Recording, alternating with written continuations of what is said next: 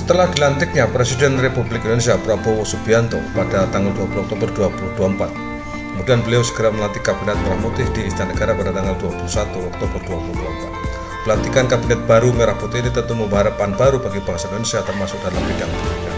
Menteri Pendidikan yang baru, Profesor Dr. Abdul Muti, segera memberikan program-programnya. Bahwa saya akan setia kepada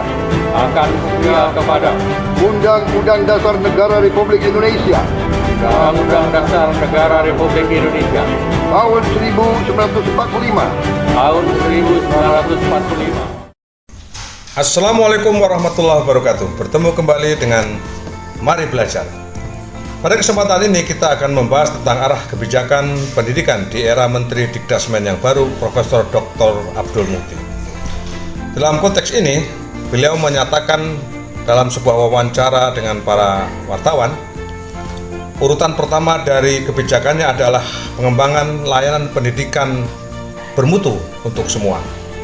Menteri Abdul Muti, beliau ingin memperluas akses pendidikan untuk semua, baik mereka yang tinggal di daerah-daerah terpencil maupun kelompok difabel ataupun kelompok masyarakat yang terpinggirkan karena berbagai hal.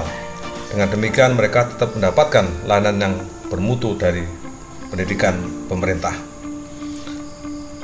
Bentuknya bisa unit sekolah baru, memperbanyak rumah-rumah belajar yang ada di lingkungan sehingga mereka tidak harus pergi jauh untuk mendapatkan pendidikan tersebut.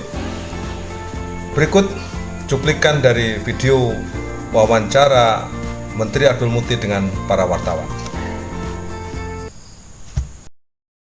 Ini adalah bagaimana kita mengembangkan layanan pendidikan bermutu untuk semua, dan itu menjadi bagian dari quick win Pak Presiden Prabowo. Dan kalau tadi sudah disampaikan, kita akan memperluas akses pendidikan untuk semua, baik untuk mereka yang tinggal di daerah-daerah terpencil, kelompok difabel, maupun juga mungkin ya kelompok masyarakat yang terpinggirkan karena berbagai hal, supaya mereka tetap mendapatkan layanan pendidikan. Nah, bentuknya bisa dengan mendirikan unit sekolah baru, walaupun itu dikatakan sudah tidak ada peluangnya, tapi mungkin kita memperbanyak rumah belajar. Yang dengan rumah belajar itu mudah-mudahan mereka bisa dapat belajar dengan mudah, tidak terlalu jauh dari rumahnya. Dan untuk itu maka kami akan mendata anak-anak atau mereka yang berusia sekolah yang memang belum mendapatkan akses untuk mendapatkan pendidikan.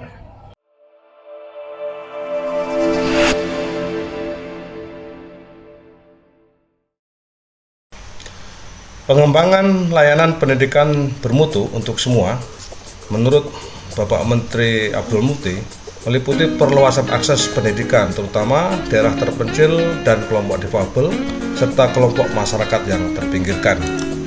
Perluasan akses pendidikan untuk mereka yang tinggal di daerah-daerah terpencil, bahwa pendidikan di daerah terpencil penting untuk meningkatkan kualitas hidup dan pembangunan masyarakat secara berkelanjutan. Berikut beberapa upaya yang mungkin dilakukan menurut saya untuk meningkatkan kualitas pendidikan di daerah terpencil tersebut. Yang pertama adalah membangun infrastruktur. Pemerintah dapat membangun jalan, jembatan, dan sarana transportasi untuk memudahkan akses ke sekolah. Selanjutnya, membangun sekolah baru. Pemerintah dapat membangun sekolah-sekolah baru dan menyediakan fasilitas belajar yang memadai. Kemudian, meningkatkan kualitas guru. Pemerintah dan non-government organization dapat bekerja untuk mengirimkan guru-guru berkualitas ke daerah terpencil. Kemudian memberikan beasiswa dan bantuan ekonomi. Beasiswa dan bantuan ekonomi dapat membantu siswa dari keluarga kurang mampu untuk tetap bersekolah. Mengembangkan kurikulum. Kurikulum dapat disesuaikan dengan kebutuhan daerah terpencil. Dan yang paling mungkin terjangkau dengan berkembangnya teknologi informasi saat ini adalah pemanfaatan teknologi informasi yang dapat digunakan untuk membuat pembelajaran yang lebih menarik dan menyenangkan dan bisa dilakukan berjarak jauh atau long distance instruction. Pendidikan jarak jauh dapat memungkinkan anak-anak di desa terpencil mendapatkan kesempatan yang sama dengan teman-teman mereka yang di perkotaan. Maka tantangan terbesar dalam pendidikan untuk daerah terpencil adalah keterbatasan infrastruktur. Salah satu tantangan terbesar ini harus mendapat perhatian utama dari pemerintah supaya banyak sekolah di daerah terpencil yang kekurangan fasilitas dasar seperti ruang kelas yang memadai, perpustakaan dan laboratorium dapat dibangun di sana bila infrastruktur telah diberikan. Perluasan akses pendidikan untuk kelompok difabel. Pendidikan bagi penyandang disabilitas di Indonesia memiliki beberapa perkembangan, di antaranya jumlah sekolah. Per Desember 2023 ada 40.164 sekolah formal di Indonesia yang memiliki siswa berkebutuhan khusus. Jenis sekolahnya ada sekolah luar biasa atau SLB yang tersedia untuk jenjang TK, SD, SMP, hingga SMA SLB. Dirancang khusus untuk anak kebutuhan khusus dengan infrastruktur SDM dan sistem pembelajaran yang disesuaikan. Pendidikan inklusif merupakan sistem yang memungkinkan siswa difabel dan siswa normal belajar bersama di lingkungan yang sama. Namun, belum banyak sekolah yang menerapkan sistem ini. Padahal, bicara tentang hak pendidikan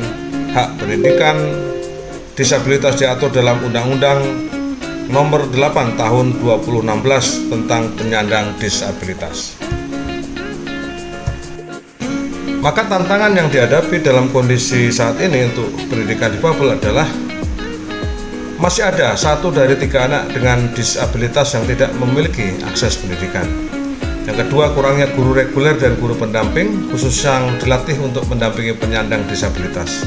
Yang ketiga, adanya SLB yang dapat mempertegas batas antara penyandang difabel dan non-difabel.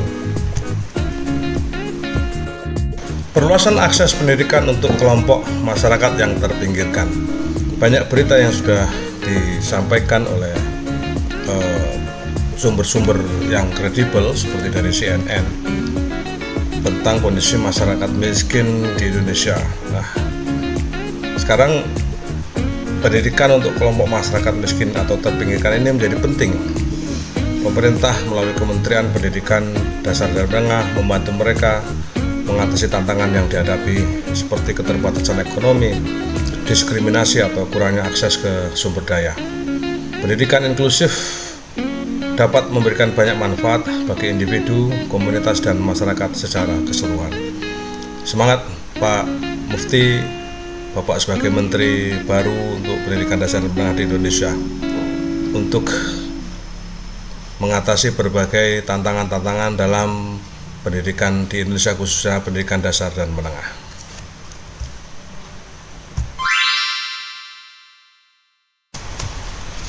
Pengembangan layanan pendidikan bermutu untuk semua tentu menjadi sebuah angan-angan bagi kita semua warga negara Indonesia.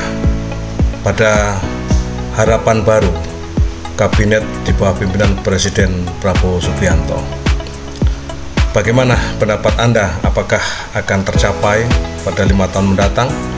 Silahkan tulis komentar Anda yang sopan di bawah ini.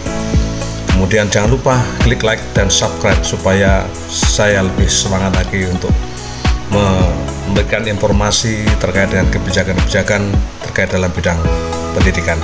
Assalamualaikum warahmatullahi wabarakatuh.